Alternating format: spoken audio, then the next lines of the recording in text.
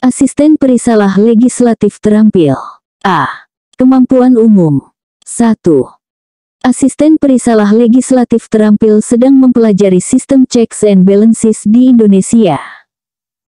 Lembaga negara mana yang memiliki wewenang untuk melakukan judicial review terhadap undang-undang yang bertentangan dengan UUD 1945? A. Mahkamah Agung. B. Mahkamah Konstitusi. C. Dewan Perwakilan Rakyat. D. Komisi Yudisial. E. Badan Pemeriksa Keuangan. Jawaban yang tepat dari soal di atas adalah B. Pembahasan dari pertanyaan di atas yaitu, bahwa Mahkamah Konstitusi memiliki wewenang untuk melakukan judicial review terhadap undang-undang yang bertentangan dengan UUD 1945. Hal ini diatur dalam pasal 24C ayat atau 1 UUD 1945 hasil amandemen. 2. Dalam melaksanakan tugasnya, seorang asisten perisalah legislatif terampil perlu memahami peristiwa penting dalam sejarah Indonesia. Peristiwa apa yang menandai berakhirnya era Orde Baru dan dimulainya era Reformasi? A. Supersemar 1966. B. Demonstrasi Trisakti 1998.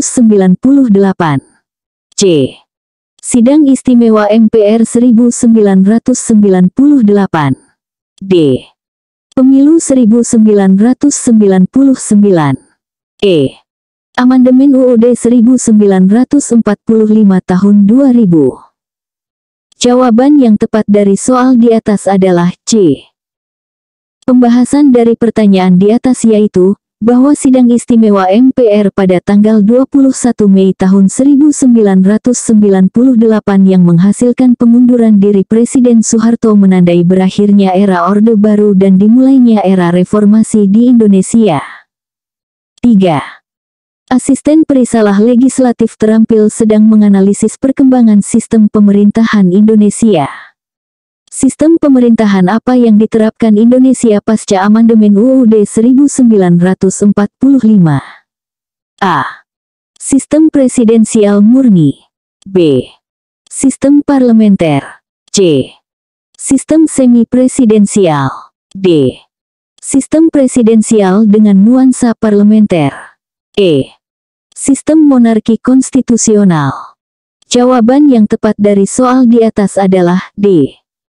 Pembahasan dari pertanyaan di atas yaitu, bahwa pasca amandemen UUD 1945, Indonesia menerapkan sistem presidensial dengan nuansa parlementer. Presiden dipilih langsung oleh rakyat, namun DPR memiliki fungsi legislasi dan pengawasan yang kuat. 4. Seorang asisten perisalah legislatif terampil sedang mempelajari upaya reformasi kelembagaan negara. Lembaga baru apa yang dibentuk pasca reformasi untuk memperkuat fungsi checks and balances dalam bidang kekuasaan kehakiman? A. Komisi Pemberantasan Korupsi. B. Komisi Yudisial. C. Ombudsman Republik Indonesia. D. Badan Pengawas Pemilu. E. Dewan Kehormatan Penyelenggara Pemilu. Jawaban yang tepat dari soal di atas adalah B. Pembahasan dari pertanyaan di atas yaitu, bahwa Komisi Yudisial dibentuk pasca reformasi berdasarkan amandemen UUD 1945 untuk memperkuat fungsi checks and balances dalam bidang kekuasaan kehakiman, terutama dalam mengusulkan pengangkatan Hakim Agung dan menjaga kehormatan hakim. 5. Dalam menjalankan tugasnya, asisten perisalah legislatif terampil harus memahami prinsip-prinsip manajemen ASN. Apa yang dimaksud dengan sistem merit dalam manajemen ASN? A. Sistem promosi berdasarkan senioritas. B. Sistem penggajian berdasarkan kinerja. C. Sistem rekrutmen dan pengembangan ASN berdasarkan kualifikasi, kompetensi, dan kinerja. D. Sistem rotasi jabatan secara berkala. E. Sistem pensiun dini bagi ASN yang tidak produktif. Jawaban yang tepat dari soal di atas adalah C.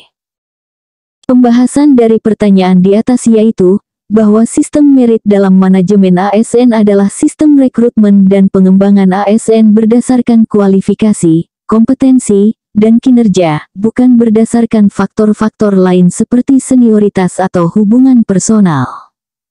6. Asisten Perisalah Legislatif Terampil sedang mempelajari tahapan pembentukan undang-undang. Dalam tahap apa Dewan Perwakilan Daerah atau DPD dapat memberikan pertimbangan kepada DPR? A. Perencanaan. B. Penyusunan. C. Pembahasan. D. Pengesahan. E. Pengundangan. Jawaban yang tepat dari soal di atas adalah C.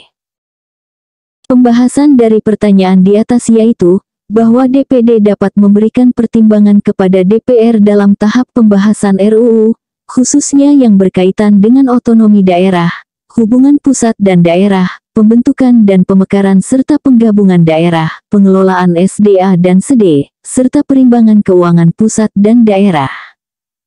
7. Dalam melaksanakan tugasnya, Asisten Perisalah Legislatif Terampil perlu memahami fungsi dan wewenang lembaga-lembaga negara. Lembaga negara mana yang memiliki wewenang untuk melakukan pemeriksaan pengelolaan dan tanggung jawab keuangan negara? A. Komisi Pemberantasan Korupsi. B. Badan Pemeriksa Keuangan. C. Mahkamah Agung. D. Dewan Perwakilan Rakyat. E. Kementerian Keuangan. Jawaban yang tepat dari soal di atas adalah B. Pembahasan dari pertanyaan di atas yaitu, bahwa Badan Pemeriksa Keuangan atau BPK memiliki wewenang untuk melakukan pemeriksaan pengelolaan dan tanggung jawab keuangan negara sesuai dengan pasal 23 EUUD 1945. 8. Asisten Perisalah Legislatif Terampil sedang menganalisis perkembangan sistem pemerintahan Indonesia. Apa perubahan signifikan dalam sistem pemilihan presiden pasca amandemen UUD 1945? A. Presiden dipilih oleh MPR. B. Presiden dipilih langsung oleh rakyat. C. Presiden ditunjuk oleh DPR. D. Presiden dipilih oleh Electoral College. E. Presiden dipilih oleh Kabinet. Jawaban yang tepat dari soal di atas adalah B. Pembahasan dari pertanyaan di atas yaitu, bahwa pasca amandemen UUD 1945, perubahan signifikan dalam sistem pemilihan presiden adalah presiden dipilih langsung oleh rakyat melalui pemilihan umum, bukan lagi dipilih oleh MPR seperti sebelumnya. 9. Dalam konteks manajemen kinerja ASN, seorang asisten perisalah legislatif terampil perlu memahami sistem penilaian kinerja. Apa komponen utama dalam penilaian kinerja ASN berdasarkan PP nomor 30 tahun 2019? A. Sasaran kerja pegawai atau SKP dan perilaku kerja. B. Absensi dan loyalitas. C. Pengetahuan dan keterampilan. D. Kreativitas dan inovasi. E. Senioritas dan pengalaman kerja. Jawaban yang tepat dari soal di atas adalah A. Pembahasan dari pertanyaan di atas yaitu, bahwa berdasarkan PP nomor 30 tahun 2019, komponen utama dalam penilaian kinerja ASN adalah sasaran kerja pegawai atau SKP, dan perilaku kerja, yang mencakup orientasi pelayanan, komitmen, inisiatif kerja, kerjasama, dan kepemimpinan. 10. Asisten perisalah legislatif terampil sedang mempelajari proses harmonisasi peraturan perundang-undangan. Lembaga mana yang bertanggung jawab melakukan harmonisasi dan pembulatan rancangan undang-undang sebelum diajukan ke DPR? A. Kementerian Hukum dan HAM. B. Mahkamah Agung. C. Sekretariat Negara. D. Kementerian Koordinator Bidang Politik, Hukum, dan Keamanan. E. Badan Legislasi DPR. Jawaban yang tepat dari soal di atas adalah A. Pembahasan dari pertanyaan di atas yaitu, bahwa Kementerian Hukum dan HAM, melalui Direktorat Jenderal Peraturan Perundang-undangan, bertanggung jawab melakukan harmonisasi dan pembulatan rancangan undang-undang sebelum diajukan ke DPR. 11. Dalam menjalankan tugasnya, asisten perisalah legislatif terampil perlu memahami sejarah perjuangan kemerdekaan Indonesia. Apa nama dokumen yang menjadi dasar pengakuan kedaulatan Indonesia oleh Belanda pada tahun 1949? A. Perjanjian Linggarjati. B. Perjanjian Renville. C. Konferensi Meja Bundar. D. Perjanjian Rumroyen. E. Resolusi Dewan Keamanan PBB. Jawaban yang tepat dari soal di atas adalah C. Pembahasan dari pertanyaan di atas yaitu, bahwa konferensi Meja Bundar yang diadakan di Den Haag pada tanggal 23 Agustus tanggal 2 November tahun 1949 menghasilkan pengakuan kedaulatan Indonesia oleh Belanda, yang ditandatangani pada tanggal 27 Desember tahun 1949. 12. Asisten perisalah legislatif terampil sedang menganalisis peran lembaga negara dalam mewujudkan tata kelola pemerintahan yang baik. Lembaga negara mana yang memiliki fungsi pengawasan terhadap pelaksanaan undang-undang dan kebijakan pemerintah? A. Mahkamah Konstitusi. B. Dewan Perwakilan Rakyat. C. Komisi Yudisial. D. Badan Pemeriksa Keuangan. E. Mahkamah Agung. Jawaban yang tepat dari soal di atas adalah B. Pembahasan dari pertanyaan di atas yaitu, bahwa Dewan Perwakilan Rakyat atau DPR, memiliki fungsi pengawasan terhadap pelaksanaan undang-undang dan kebijakan pemerintah sebagai bagian dari fungsi checks and balances dalam sistem ketatanegaraan Indonesia. 13. Dalam konteks manajemen ASN, seorang asisten perisalah legislatif terampil perlu memahami konsep pengembangan kompetensi. Apa yang dimaksud dengan assessment center dalam pengembangan kompetensi ASN? A. Pusat pelatihan ASN. B. Metode evaluasi kinerja tahunan. C. Teknik penilaian kompetensi melalui simulasi pekerjaan. D. Sistem rekrutmen pegawai baru. E. Pusat konseling karir ASN. Jawaban yang tepat dari soal di atas adalah C.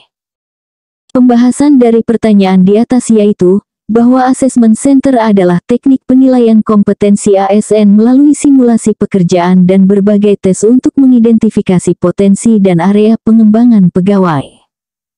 14. Asisten perisalah legislatif terampil sedang mempelajari partisipasi masyarakat dalam pembentukan undang-undang. Berdasarkan Undang-Undang Nomor 12 Tahun 2011, pada tahap apa masyarakat dapat memberikan masukan dalam pembentukan peraturan perundang-undangan? A. Hanya pada tahap perencanaan. B. Hanya pada tahap penyusunan. C. Hanya pada tahap pembahasan. D. Pada tahap perencanaan, penyusunan, dan pembahasan. E. Hanya pada tahap pengesahan. Jawaban yang tepat dari soal di atas adalah D. Pembahasan dari pertanyaan di atas yaitu, bahwa berdasarkan Undang-Undang Nomor 12 Tahun 2011, masyarakat dapat memberikan masukan dalam pembentukan peraturan perundang-undangan pada tahap perencanaan, penyusunan, dan pembahasan. 15. Dalam melaksanakan tugasnya, asisten perisalah legislatif terampil perlu memahami tantangan yang dihadapi lembaga-lembaga negara. Apa tantangan utama yang dihadapi Komisi Pemberantasan Korupsi atau KPK pasca revisi Undang-Undang KPK tahun 2019? A. Penambahan anggaran operasional. B. Perluasan kewenangan penyadapan. C. Pembatasan independensi dan kewenangan. D. Peningkatan jumlah pegawai. E. Perluasan cakupan tindak pidana yang ditangani. Jawaban yang tepat dari soal di atas adalah C. Pembahasan dari pertanyaan di atas yaitu, bahwa pasca revisi Undang-Undang KPK tahun 2019, tantangan utama yang dihadapi KPK adalah pembatasan independensi dan kewenangan, seperti pembentukan Dewan Pengawas dan pembatasan penyadapan, yang dinilai dapat menghambat efektivitas pemberantasan korupsi.